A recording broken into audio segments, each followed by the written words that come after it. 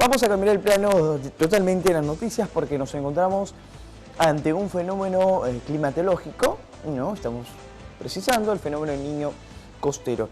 Pero hay un problema, amigos televidentes, que surge en cuanto a las viviendas se refiere, las construcciones de estos predios, debido a que muchas de estas se encuentran en la faja marginal de los cauces de las principales quebradas, ¿no? En este caso de la ciudad de Trujillo. Para hablar un poco más de esta crítica situación y también cómo identificar o qué saber o cómo apreciar si es que el terreno está en una zona no mitigable, para ello hemos invitado a Antonio Amico, quien es presidente de la Asociación de Desarrolladores Inmobiliarios del Perú. Señor Antonio, ¿cómo está? Muy buenos días, bienvenidos a TV Noticias, edición de la mañana. Buenos días, Jonathan, y a sus televidentes también. Un gusto estar acá. Sí, presten mucha atención, amigos televidentes, porque el tema que vamos a tocar es muy interesante e importante. A ver, ingeniero, quisiera que nos dé a conocer para ir pensando esta entrevista de cuántas viviendas se han identificado a nivel nacional que están en estos espacios que no son habitables y que obviamente son las más perjudicadas ante un fenómeno del Niño costero. Correcto, esto es algo sumamente preocupante, ¿no? Según un informe técnico realizado por el CENAMI, ¿no? Calculan que el principal riesgo se puede dar durante este primer trimestre del año 24, ¿no? Considerando que aproximadamente 422.000 viviendas están con probabilidades de riesgo, ¿no? Ya sea por movimientos de masa como pueden ser huaicos, deslizamientos de tierra o avalanchas.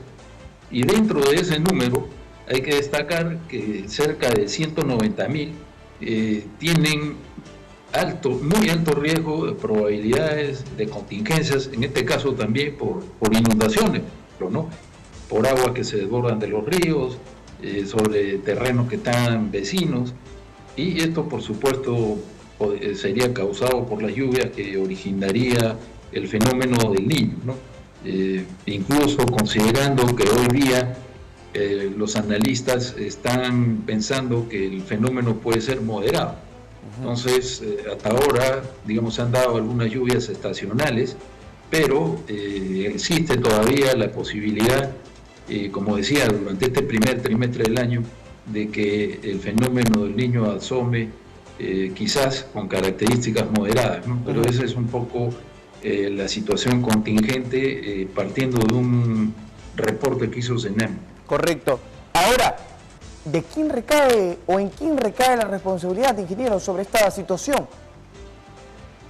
Bueno, a ver, el tema, yo creo que hay que tener una estructura muy clara. Así es. Sobre quién hace qué, cómo, cuándo y dónde.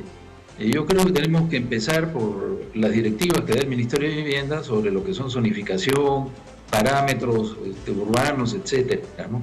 Y después ir a la parte ya municipal, provincial y distrital, que son los que determinan, digamos, los planes de desarrollo urbano de las ciudades.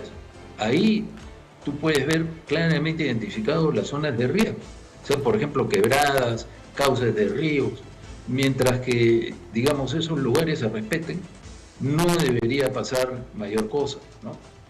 Sin embargo, acá, bueno, por razones distintas, eso no se cumple, no hay prevención, ¿no? En este aspecto, cuando se hacen los planes de desarrollo urbano en las municipalidades, y después también durante el desarrollo de estas posibles amenazas, ¿no? Entonces, la estructuración parte, digamos, del Ministerio de Vivienda, que da normativas a nivel nacional, y después las municipalidades y los gobiernos regionales son las que tienen que hacer cumplir, sobre todo las municipalidades, ¿no? Estas normativas y también, por supuesto, las propias ordenanzas municipales.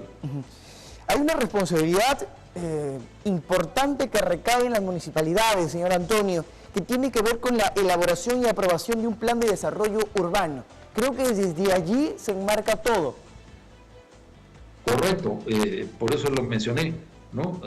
Para que exista una ciudad, tiene que, digamos, la urbe tiene el concepto de que se ha hecho un desarrollo con zonas de esparcimiento, zonas residenciales, comerciales, industriales, etcétera, ¿no? Entonces, y por supuesto, dentro de esa, digamos, de ese análisis, y viene la zonificación y los parámetros, como le mencioné, y ahí, por supuesto, están claramente identificadas las zonas que son de riesgo y de alto riesgo, ¿no? Si eso se respetara, yo diría que, no sé, quizá un 90% no habría problema, ¿no? Correcto. Pero no se respeta, ¿no? Y la parte, digamos, complementaria es de que si vemos eso y analizamos qué pasa, ¿no? Con respecto a estas actuaciones fallidas, vemos que apenas el 13% de las municipalidades de los distritos en el país han cumplido con la elaboración y desarrollo de estos PDU. O sea, básicamente la gestión ahí está siendo nula. Sí. Por ende, después la prevención y la ejecución de planes de contingencia también es muy pobre. Correcto. Este porcentaje es lamentable, ¿no? Solamente el 13% de las municipalidades han cumplido con esta elaboración y aprobación de un plan de desarrollo urbano. Y el número que ha mencionado también usted es importante dar a conocer, volver a indicar, que son más de 422.000 viviendas que enfrentan alto riesgo de movimientos de masa. Ahora, señor Amico, el problema está, ¿no? Vemos que las viviendas están construidas incluso de material noble, de 2 a 3 pisos. ¿Qué hacer frente a esto cuando ya hay un problema que se registra en la faja marginal, digamos en el cauce, las quebradas? ¿Cuál es el trabajo que se tiene que realizar debido que ya conocemos el problema, pero qué acciones se debe intervenir de manera inmediata? Bueno, ahí efectivamente, como usted bien lo ha dicho, aparte de que están en zonas de muy alto riesgo y muchas veces se niegan a ser reubicados, ¿no? También hay que ver el otro componente, ¿no? Que es la edificación en sí de las viviendas. Estas no tienen ninguna supervisión técnica ni tampoco asesoría legal. Vale decir, no respetan el Reglamento Nacional de Edificación, que por algo se ha puesto, ¿no? Como una normativa ancla dentro del sector. Entonces, vemos los esfuerzos que hace el Ministerio de Vivienda y la ministra, que está haciendo, yo creo, un buen trabajo, ¿no? Para que esto se pueda poner en marcha. Pero los que tienen que exigir que se cumpla ese reglamento es casualmente otra vez las municipalidades, ¿no? Entonces ahí vemos que hay un vacío muy grande porque existe normativa, pero no existe la gestión para hacerla cumplir. Entonces, de esa manera, digamos, vamos a seguir con problemas de seguridad y eso afecta, por supuesto, el bienestar de todas las comunidades, ¿no? Más cuando hay eventos climáticos como este.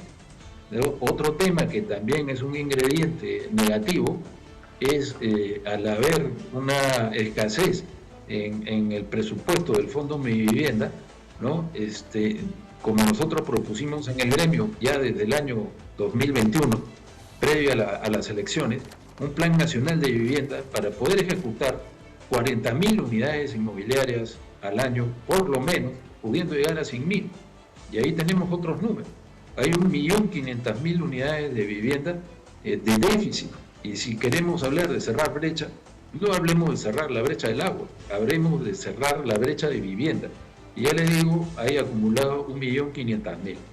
Al año deberíamos producir entre 150 y 200.000 unidades, sin embargo, eso se queda muy corto y llegamos creo que a las 40.000.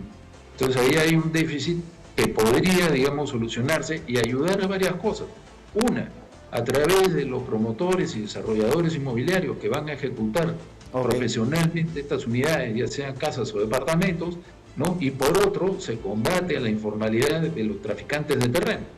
Entonces, al no haber esta oferta, hay una alta demanda, eso lo sabemos. La oferta está y se puede mejorar.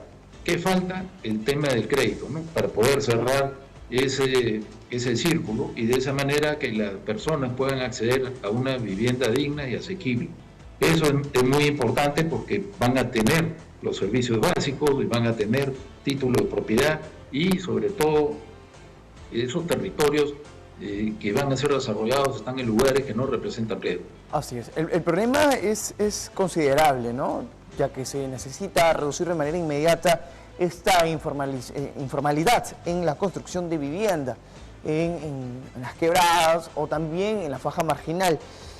Bueno, finalmente agradecerle, señor presidente, por esta importante entrevista que nos da a conocer sobre la situación que se necesita cambiar y a partir de ello, pues, dar algunas soluciones alternas y viables. Muchísimas gracias por estar aquí en Suélteme Noticias, edición de la mañana, señor Antonio Amico. Sin duda lo vamos a tener en las próximas ediciones, conversando un poco más. Encantado, muchas gracias y muy buenos días. Buenos días. Palabras del presidente de la Asociación de Desarrolladores de Inmobiliarios de El Perú, el señor Antonio Amico.